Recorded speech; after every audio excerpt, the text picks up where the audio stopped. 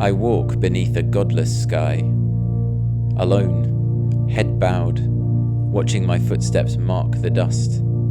Their miniature craters linger behind, but like memories of sunlight, they fade, erased by the dust. The cornstalks rustle in the persistent breeze, swaying like drunken soldiers, embattled but still upright, their roots barely clinging to the parched soil which once nurtured them, but now offers nothing.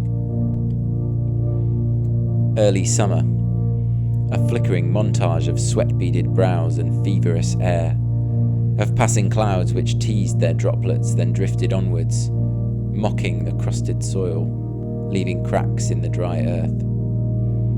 It was conjured from the earth in darkness, a ghost mountain emerging in the half-light, beckoned upwards by the whispering wind, and masking the sun in smoke hues of brown, like a second night. We retreated to our homes and watched as the dust framed the glass and powdered the air, and clung to each surface, another skin.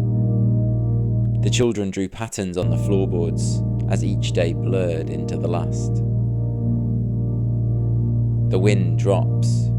The air is still and each grain hangs motionless before it silently falls, settling on each corn husk and every spear of grass and the roofs of the houses like summer snow.